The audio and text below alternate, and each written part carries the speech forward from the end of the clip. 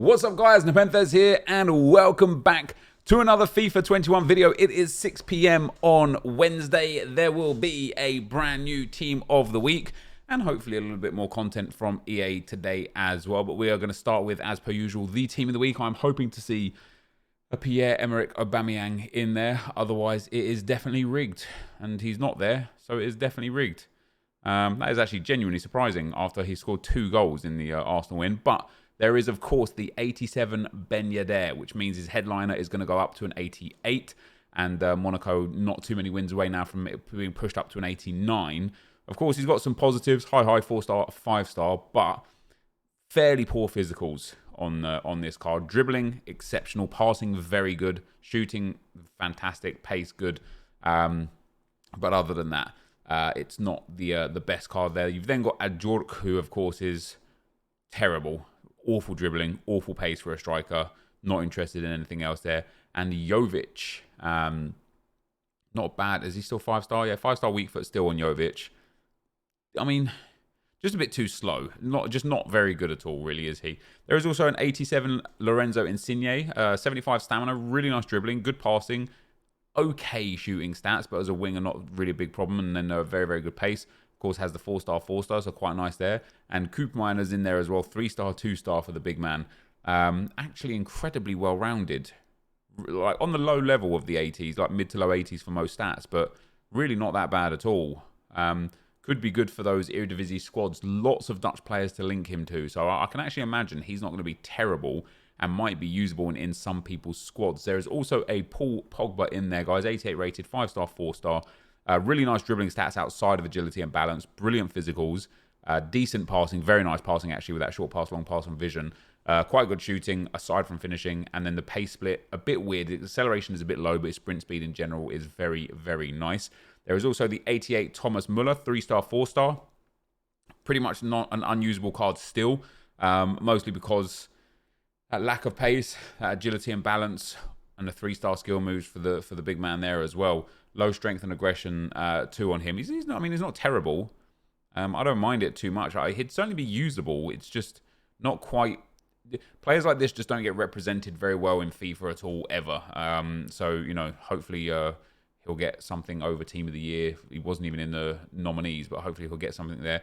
There's then Crescito at centre back. John Stones, of course, kind of makes his SBC a little bit irrelevant there. He's got a very nice card for the inform, decent pace, good defending, okay physicals, fairly well-rounded dribbling, and great passing for a centre-back, so not too bad with him.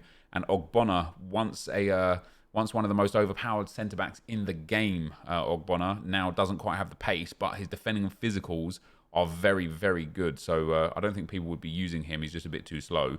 You've got Donny Marlon with the inform there as well. Once again, kind of makes his showdown card not obsolete, but you would be a bit frustrated if you did his showdown and then he starts getting informs and such. Obviously not a terrible card, but not a brilliant card either. Barella in there, the centre midfielder. Ndombele getting an inform. Ndombele's dribbling, very, very nice. 4-star skill moves as well, but his stamina's terrible. His defending is generally low across the board. His passing is actually quite nice. His pace isn't bad either. He's probably like 1 or 2 more informs away from being super usable. Yuri Tielemans in there as well with a 5-star weak foot 2. And fairly well-rounded for Tielemans. Pace is a little bit low. But not a terrible, terrible card. Passing's quite nice. Dribbling's decently well-rounded. Agility and balance a little low.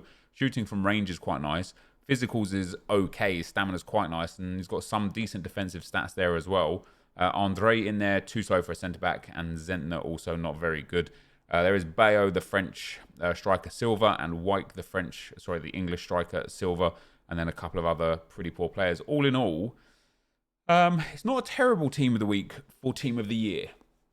You know, the amount of packs that are going to be getting opened, YEDDER is going to be quite nice for people to pack. Paul Pogba will be nice for people to pack.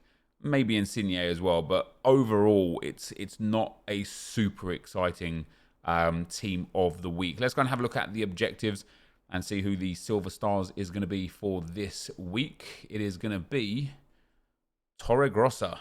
Wow, he looks very interesting. 84 pace, 80 physical, and 80 shooting on the man. We'll go and have a look at his in-game stats in a second. And there is also the Silver Beasts, which is obviously either rivals, which I wouldn't recommend for silver cards, or squad battles. The 4 objectives as per usual: score 3 in 3 games, win 5 with 11 silvers, assist 8 goals, and score 10 goals with team of the weeks for a rare mega pack. And of course, you can couple that with the silver sensation milestone. So there's no new milestones today, unfortunately.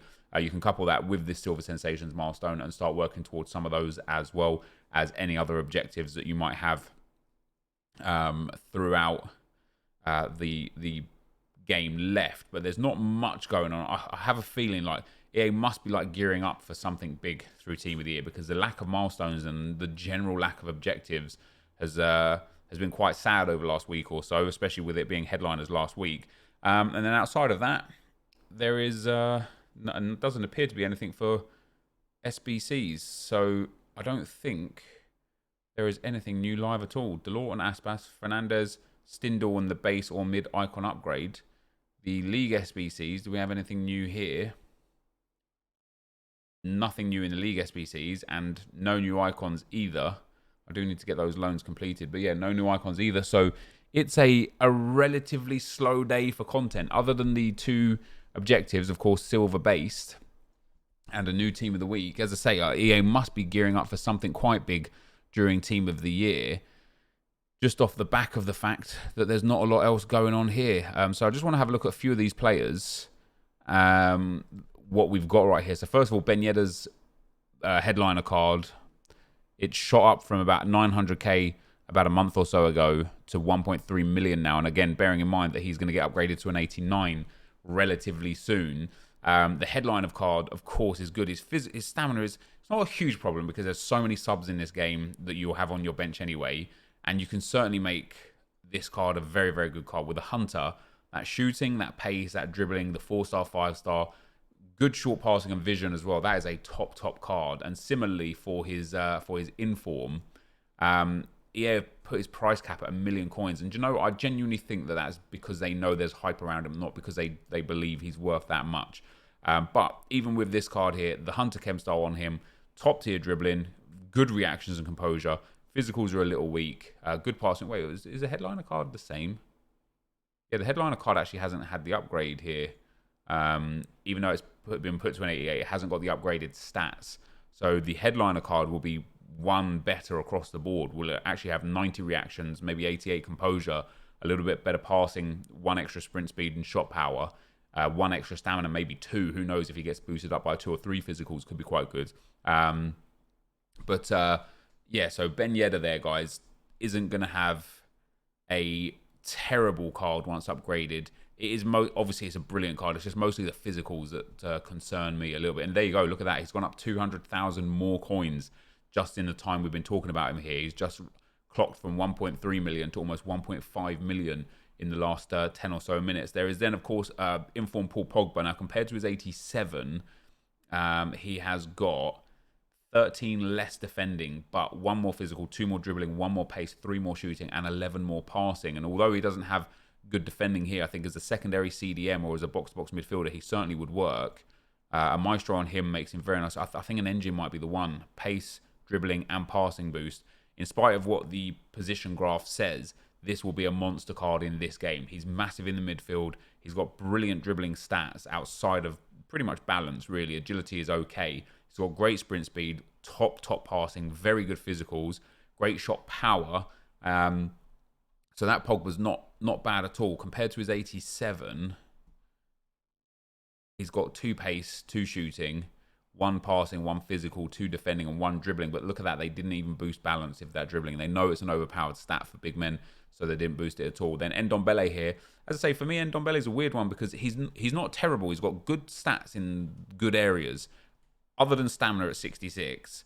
4-star skill moves is nice. His dribbling is really nice. You put a Maestro on him, top dribbling, really nice passing. Ignore crossing, ignore free kicks, and ignore curve. He has got very good passing. Got good shooting from range, great shot power and decent shooting. He's not slow. He's not fast either. He's not slow, but I just think that stamina issue there is just a big problem for me personally. But outside of that, as I say, I think my first instinct is like he's 1 or 2 informs away from being a super usable card. Of course, 2 informs will take him up to an 86, would be very good. And here is the new silver card So they've given him 11 pace, 10 dribbling, 10 shooting, 7 physical, and 7 passing with 4 defending. He's got 4-star skill and 3-star weak foot. And I tell you what, guys, for a silver, this is a very good card. He's got good pace, good shooting, and very strong physicals. I think a hunter on him, if you're playing with him in your silver stars objectives and such, this will be a quality card. Top pace, top shooting, good shot power, very nice physicals, reasonably well-rounded dribbling for a silver. Passing is woeful, but as a striker, 4-star skill moves in there as well. That is a top card. The fact that he's 74 rated, but on the positional graph, he's 85.4 rated, speaks volumes. Insigne capped at 300k compared to his other special card. They've given him 1 extra pace and 1 extra passing. I don't know why they've made this better than the other 87. I suppose the other 87 is a live item. His dribbling's real nice outside of reactions and composure.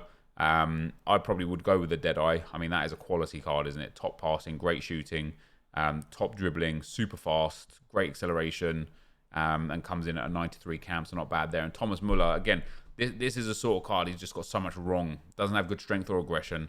Doesn't have good dribbling. Low agility and balance. Really tall.